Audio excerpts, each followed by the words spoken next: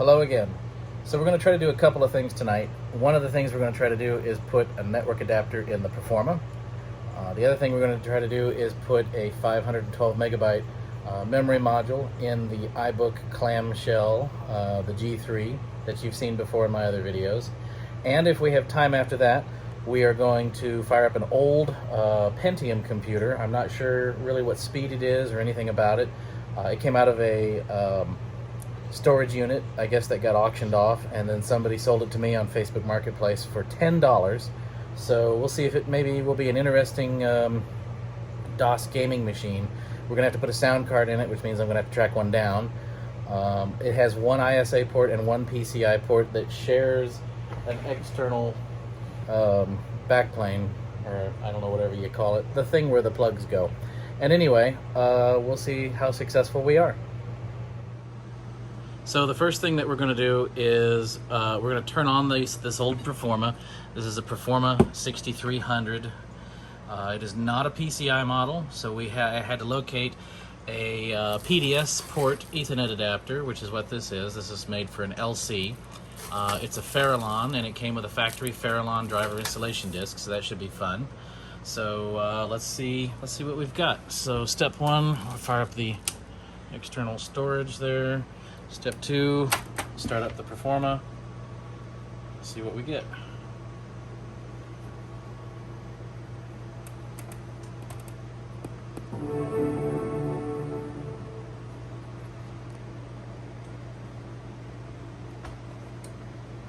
It's alive.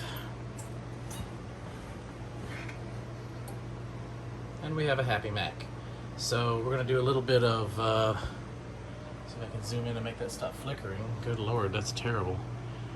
Anyway, we're going to do a little checking on it, make sure the system's healthy and everything before we do any upgrades to it. And then we will take it over to the disassembly table where you can see the G3 over there, and we will disassemble it. Alright, I'm not sure how much you can see through the flickering there, but we're working, and we got 50 megabytes of RAM, so we're going to shut it down. RAM won't matter, but I don't want to dislodge anything by accident while I'm in there. So I'm going to shut it down and take it over to the bench, take it apart. I realize this is not the most flattering angle, but it's also the most convenient for me. So anyway, we have our patient here on the workbench, and I am simply removing the Apple proprietary 25-pin display adapter to VGA, a converter that I've installed. And then we will remove the back of this and take a look inside. Okay, so here's the back of our little Performa. And if I remember correctly, we will unclip these tabs. The plastic gets very brittle after 30 years, so we do want to be careful. And here's where our slot will be, I believe, will be occupied by our Farallon card that we have here. It's either that or this one. It might be this one. I don't know, but let's find out. We're going to have to remove this screw, and then the entire motherboard assembly will come out. So I'm going to grab a screwdriver and get started. Okay, so I have removed the retaining screws, and we'll unclip this. And this pulls right out very conveniently. And there we are. One motherboard assembly. So there's our destination slot, the PDS slot. Let's take a look at our card here. This is the bag that it comes in.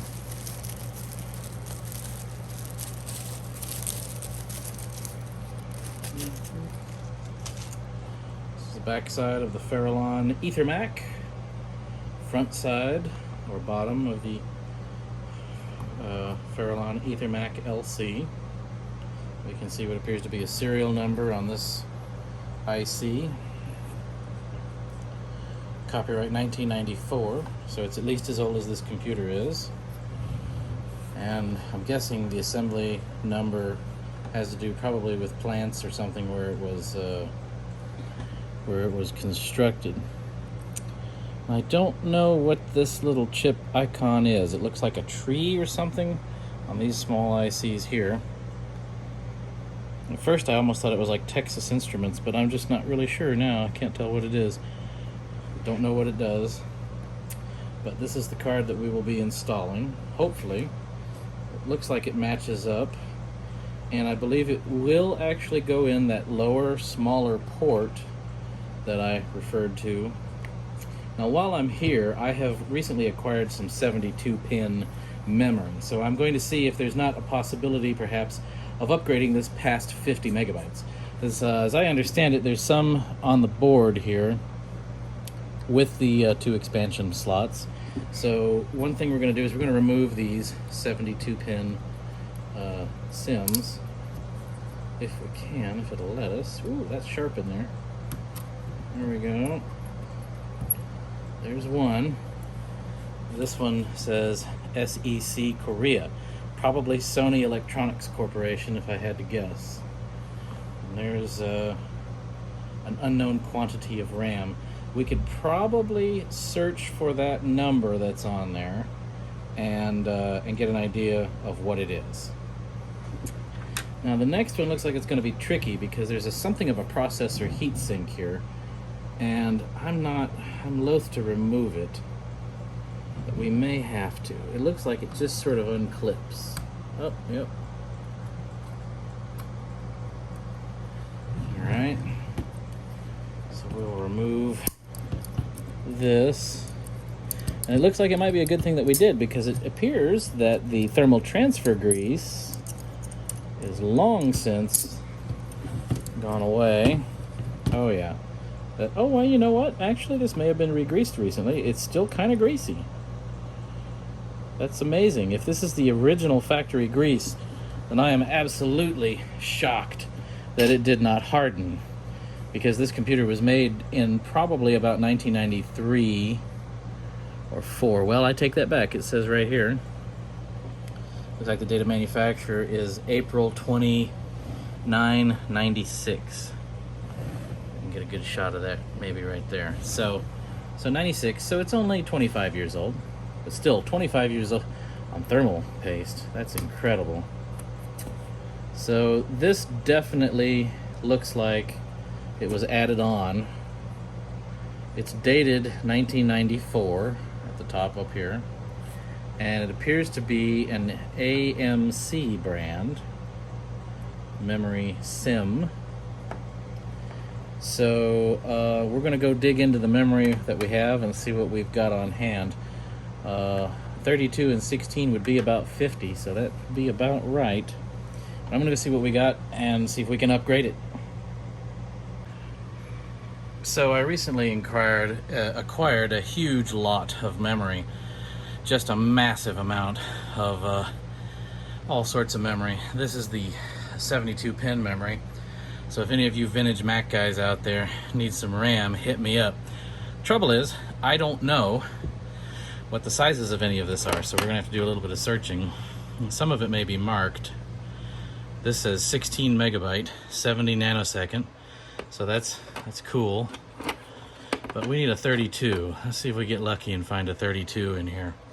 So I'm gonna set the camera down and sort, and see what we can figure out. Da-da-da. This will be the most boring part of this video, so if you're really bored, you may want to skip it. I just don't know what this is, so I'm probably going to have to stop the video and do a little searching. But this is interesting. This says Samsung and Korea, and it has that same KMM. Oh well, you can't even see it. That same KMM kind of number that this has, that came out of the Performa. So SEC is definitely Sony Electronics Corporation. I'm going to sort through all this RAM, and then I will get back to you guys. Okay, so I've sorted my RAM out here. I believe these are all 16 megabyte modules. That should be a 16. These are 16s. This is an 8. These are 4s. This is a stack of 8s. This is a stack of 16s. And that's a 16 as well. So I found 132 and I stuck it in there. I have a feeling it won't work, but we'll find out. I have a feeling it's ECC memory, so we'll see what it does. But our next step is I'm going to clear all these out and sort them, and then we're going to insert the network adapter and see how it goes. Okay, we're back. So one thing we're going to have to do is we're going to have to remove this spacer here in order for us to be able to insert the PDS card. So it looks like it's a simple matter of unclipping the plastic, and then this EMF shield should sort of come right out. Looks like it did. So there's that. Now, I'll take the card, I'll line it very carefully so that we do not bend any pins. Very carefully here.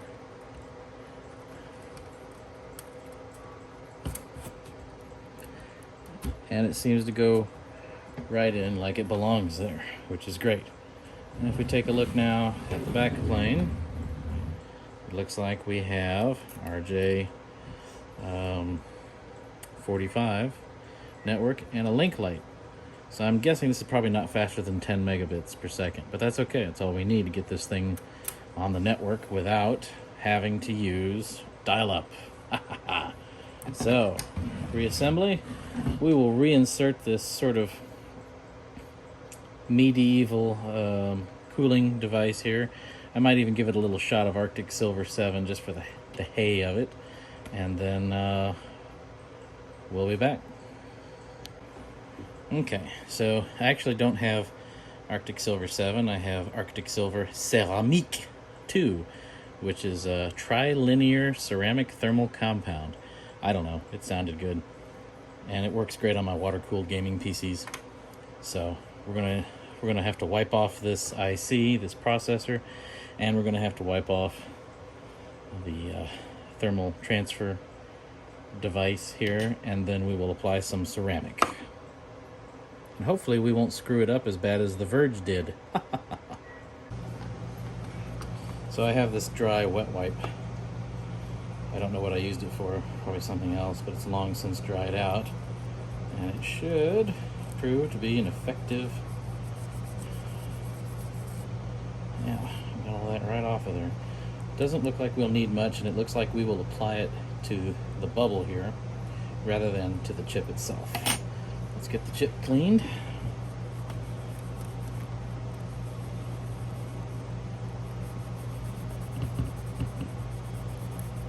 Cleaned right off of there. Let's take a look. So there it is. Of course, the light's not going to cooperate. But that is the venerable Motorola PowerPC 603E 100 megahertz processor, though I think this one runs at 107 megahertz or something like that. Silly. What else do we have in here for interesting ICs? This is something must be fairly proprietary because it has no logo, and I don't know what that does, but it's Apple copyright, so there's that. This is where the pram battery would go if I had one. And then we got some kind of voltage regulator here. I believe this is processor cache. Don't know what this slot does or this slot, but I would populate it if I had something to do that with. Alright, we are ready for reassembly. We're going to take a little doot of this. Just the tiniest little doot here.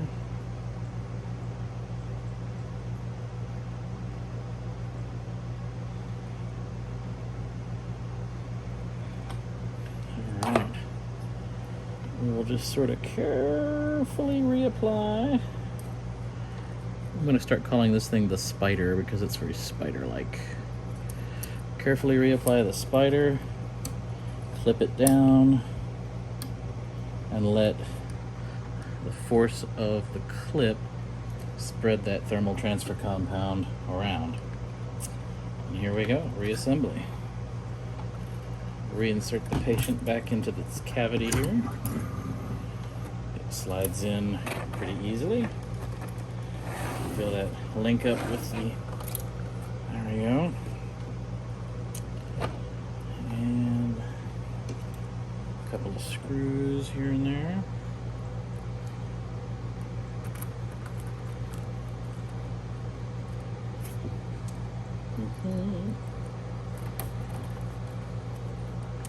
I have a feeling we'll be taking this apart in a minute, so I'm not going to reapply the plastic piece, but I am going to clip that in. This is that memory that we pulled out. It'd be interesting to see, but I bet you this is a 16 megabyte memory sim. Alright, let's take it back over to where it belongs, plug it in, and see if it posts.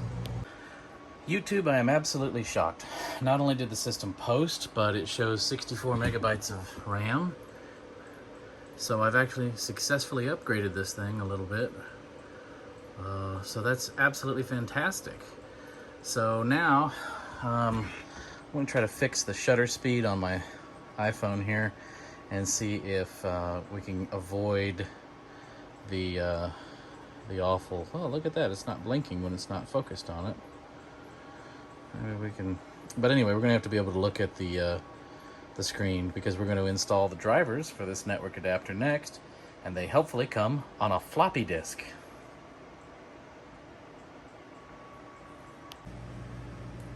Okay, so I reduced it to 24 frames per second recording speed, and that seems to have alleviated the CRT refresh issue that we were having.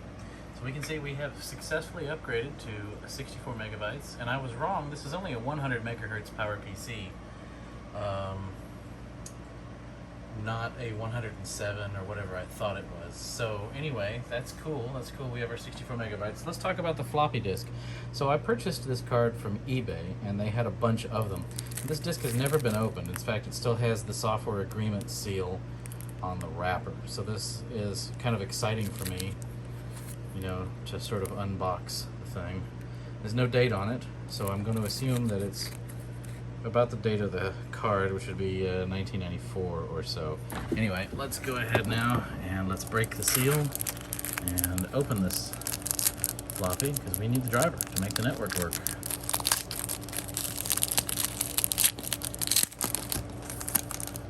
Don't copy that floppy.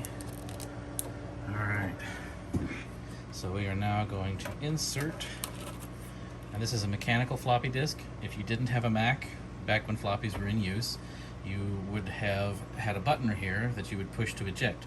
But this is a mechanical floppy, so a motor takes care of everything. We'll insert, and we'll see if it shows up on the desktop here. And it must be doing something because the system is not responding to my clicks.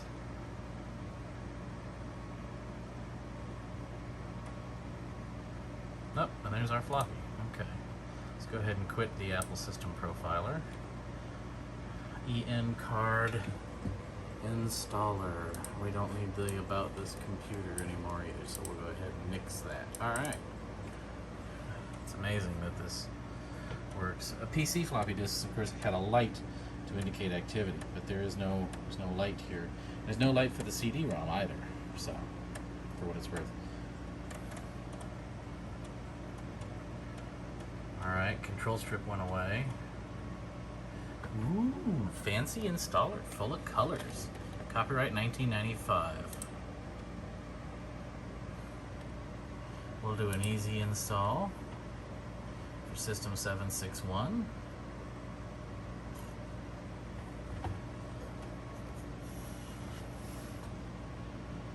There it goes.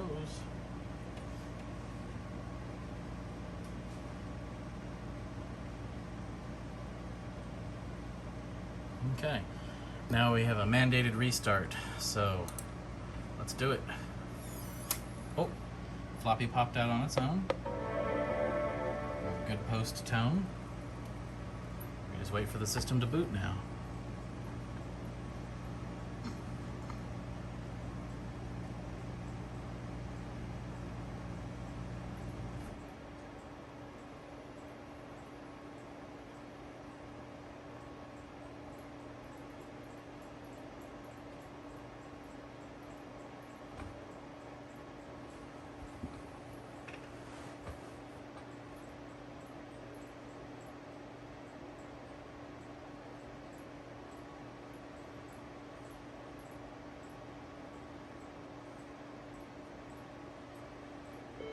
So one of the issues is that because it is not permanently connected to the internet, I get that pop-up every time the system comes up indicating that the clock has not been set. The reason for this is that the pram battery no longer held a charge, so I simply disposed of it. And pram batteries are the #1 cause of dead vintage Macs, so I will not be putting another one back in. However, if we do have a network attached Mac, we can use a simple control panel to automatically network download the time and sync it. So let's see, do we have a Farallon control panel? How will we connect to the internet? That's the question. Ooh, auto remounter. I'll tell you what, since you guys are probably curious, I'm just going to do this. I'm going to put the floppy in, we're going to wait for it to load again, and then I'm going to kick it out so you can see the mechanism.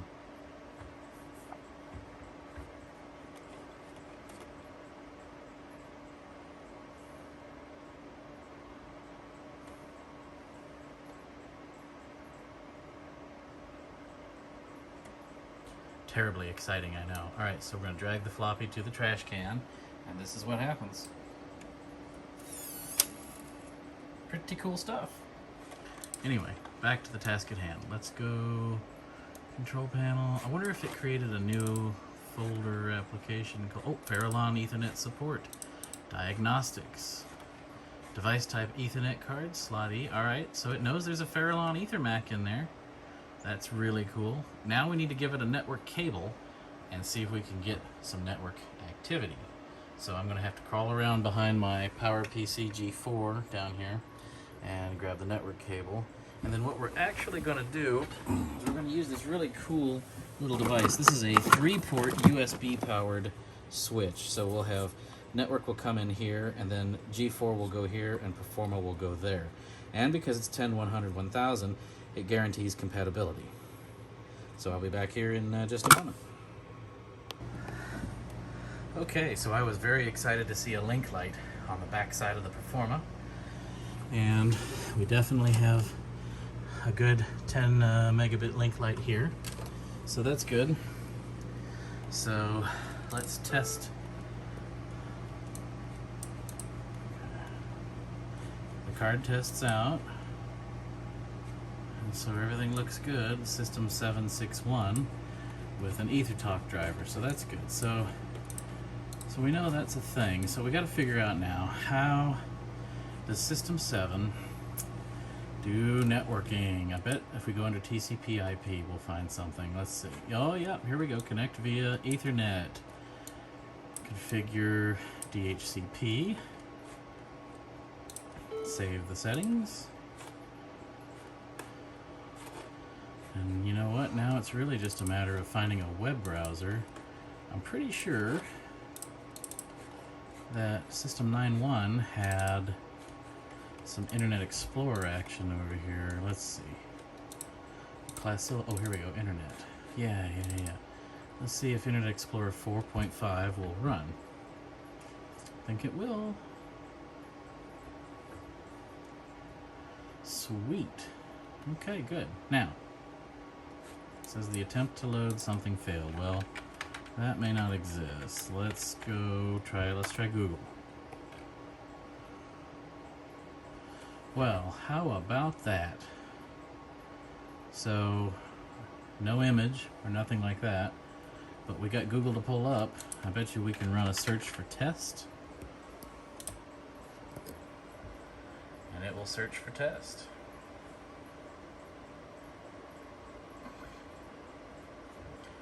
Now, IE 4.5 is going to have a real hard time rendering this. So, there's our search results. The CSS is all broken. So why don't we reboot into Mac OS 9, which will have a slightly more modern browser, and we'll see what we can do with that. So, and that'll take a moment because we've got to go to Control Panel, Start Up Disk, pick 9.1, and then restart. 9.1 will run a little better now that we've expanded it and given it some 14 more megabytes of RAM too. Probably will boot just a tidge quicker. But I will check back as soon as this is done, because it usually takes a hot minute. Okay, so I booted into System 9.1, and using Netscape Communicator, I'm able to access the internet. But I've got to figure out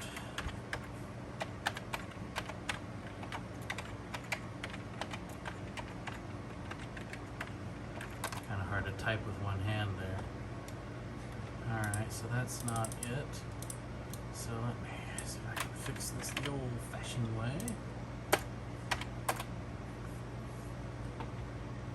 There we go.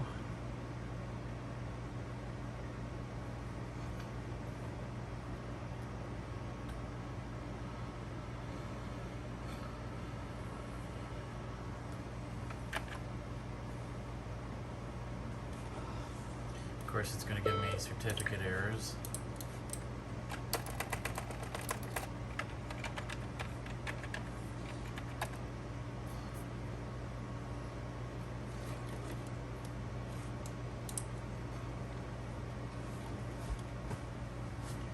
There's Google. Hey, we even get the Google Doodle of the day. So images are working, sort of, kind of, maybe. But really what I'm interested in is the old Macintosh software website. And that's what's loading now. And loading, and loading, and loading, and loading some more. Yay, the internet of 1995. Alright, we'll check back in once we've downloaded some software. What we're going to do is we're going to grab a little utility that sets the time from an NTP server. We'll be using pool.ntp.org, which is what you should be using. And then we will see if it sets the time on a restart. We'll be back here in a minute. Okay, great success. It took a little while, but we managed to get a modern web browser installed. And we can browse the web with it too, which is even better. Fairly slow. I think it's really more of a memory thing, but gotta remember this is only a 100 megahertz PowerPC, so this was amazing at its time, but nowadays it's a tidge slow. So, all right, let's get this to go down.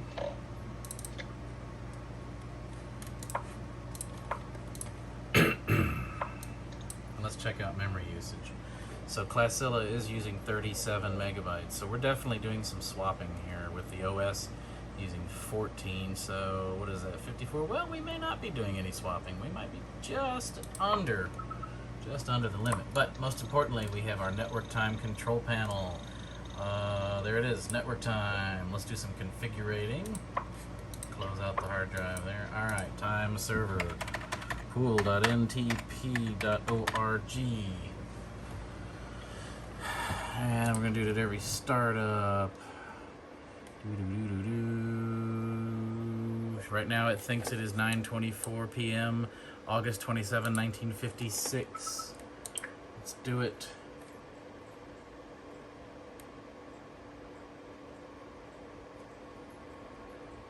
Okay, so now it is Tuesday, May 4th at 4 a.m. Okay, so I think the problem that we have now is that in date and time, we need to set the time zone. So we are currently in Accra, Ghana for some reason. We need to be in Chicago, USA. So there we go. All right, now we have it. May 3rd, 21, 10:01 p.m. So this is great. This will run every time it boot, and will ping the network when we need it to. So this is pretty good. This is a great success for now. We still have a lot to do. We have to upgrade the iBook memory. So let's go take a look at that. We'll do a couple little maintenance things here, empty some trash, and we will shut down this system as soon as that's done.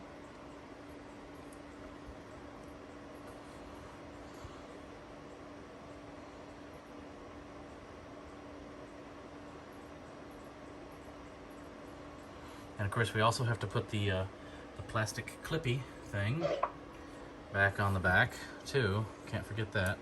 Alright, so there we go. power her down, put the wires and plastic clippy thing back where it belongs, and then we'll get to work on the iBook.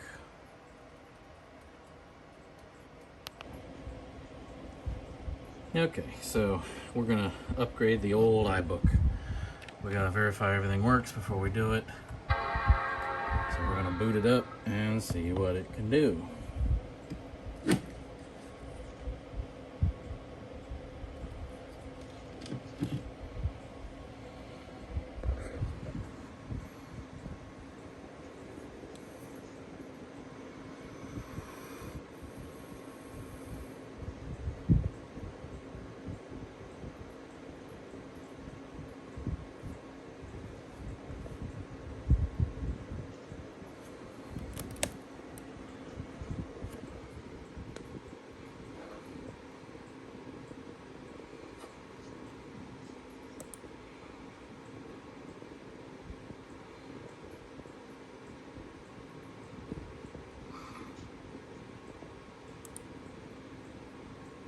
That wasn't what I wanted.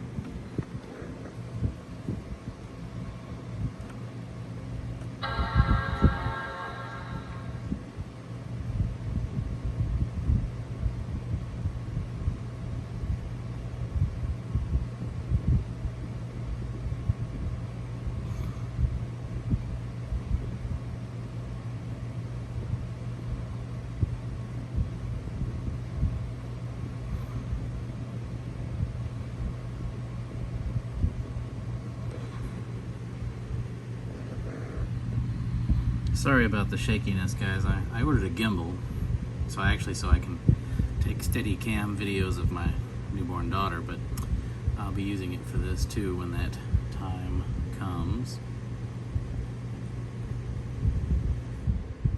Alright. So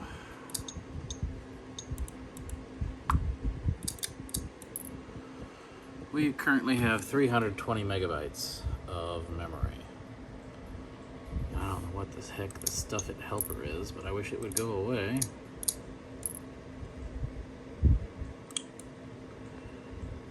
Alright, so we have 320 megabytes of memory, and we're going to try to upgrade that to, with a 5, it's got a 256 plus 64 megs, I believe. We're going to try to upgrade it to 512 plus 64 megs. So, let's see how we do. And this is kind of a process. It's not terrible, but it's kind of a process. First thing we got to do is shut it down, of course. Make sure it's powered off. Close the lid. We're going to invert the Mac. This is the battery door area. Right here we have these releases. And we're going to take a tool. In this case, this goofy metal thing I've got is not going to do it. So, how about nail clippers? There we go. These will pop up. We can then grasp them and lift the battery door off the body of the computer. Put the battery out. Kind of a funny shaped battery. This is an actual original, I believe. Yeah, it's definitely an original. Still holds a charge. Data manufactured 2000, year 2000. So, that's cool. Alright, with the battery removed, we have this large open area. And spin the computer back around here. Open it back up. And I don't have the most level work surface for this. There's 2 tabs in the keyboard, and we're going to pull up on both of these tabs. Now, got to very carefully ease the keyboard up and out, and we can then fold it over. At that point, we need a screwdriver, not this one. The bit is too thick. Get the smaller one. Alright, there's a little metal clip right here. We're going to remove the clip that's holding the airport card in. We also have to remove the airport antenna connector from the card, and we can then work the card out like like so. Actually a PCMCIA card, which is kind of wild. And the memory is right under here. So we very carefully remove these two screws, which are holding in the airport card EMF shield housing. With those loosened, very carefully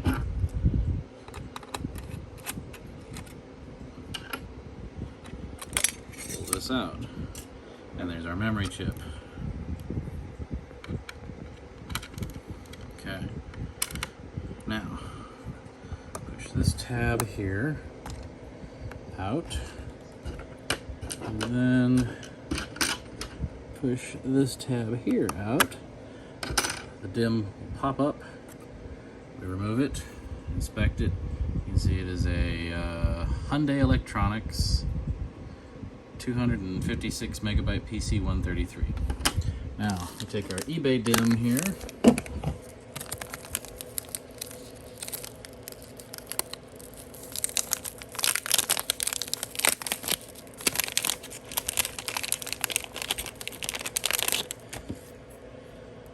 And this is a relatively no-name 512 megabyte sync DRAM, 133 megahertz. This may actually be a new thing because I don't recognize the IC logo here. But anyway, we're going to reinsert, lock it down, and making sure that antenna cable is not touching the RAM. We're going to flip the keyboard back over. And we actually at this point need to go grab the charger, and we're going to plug it in and test it before we reassemble it. So I will be right back. Okay, moment of truth. Plug it in, turn it on.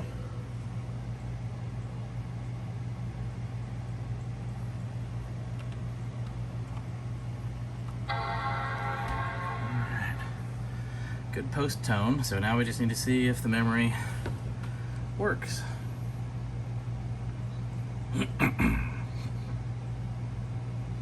And if it does, we will just reassemble it.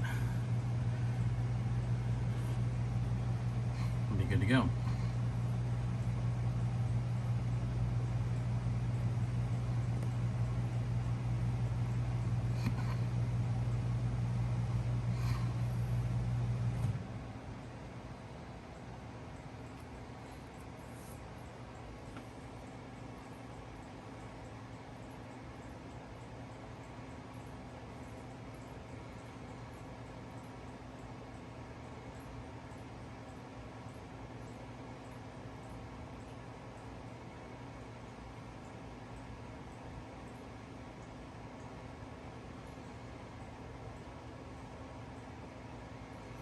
Waiting, waiting, waiting.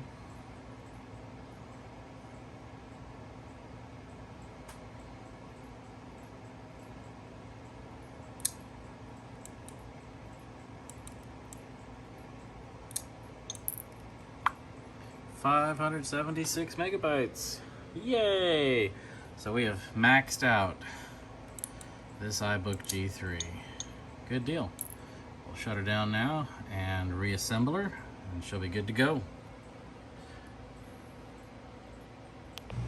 Alright, so the memory upgrade was successful.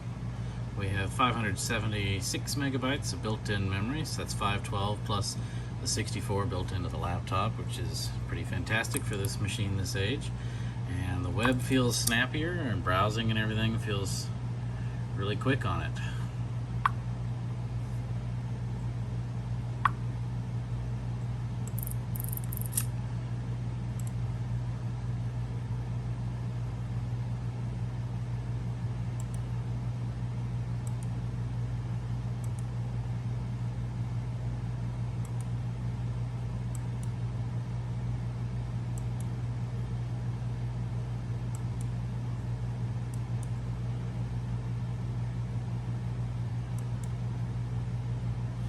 Anyway, there we go.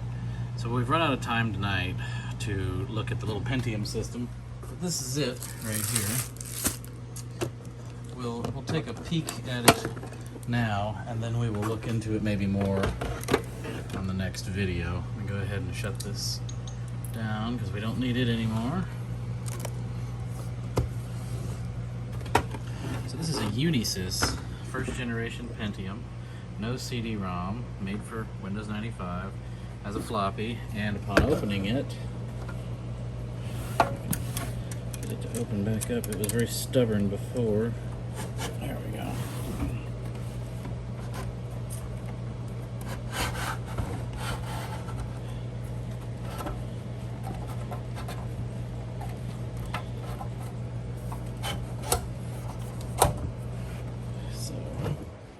We have what appears to be a 1 gigabyte Western Digital Caviar.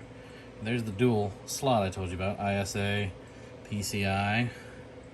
There is some 72 pin memory in there, and not a whole lot else. Very compact little power supply that's kind of run along the side here, so we gotta hope that that will work. The back of the computer, I can get it to cooperate with us here.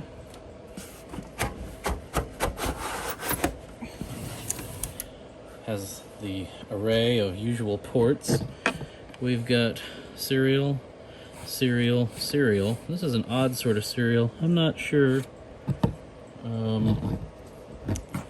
what this does because it's the wrong gender.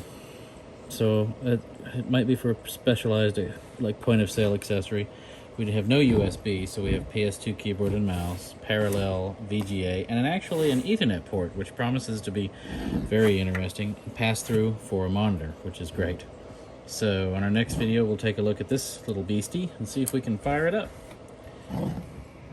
In the meantime, I hope you've enjoyed watching me do boring, mundane tasks and upgrading really old computers. And as I get time, of course, I'll do more. There's other videos that I want to do as well. And I've got some cool gadgets here, like this really cool. This is an IDE to SATA adapter with a small micro SSD attached, 16 gigabytes. We may actually end up using it in the Unisys system if it proves to be exciting. And there's just all sorts of gadgetry laying all around here. So anyway, thank you for watching.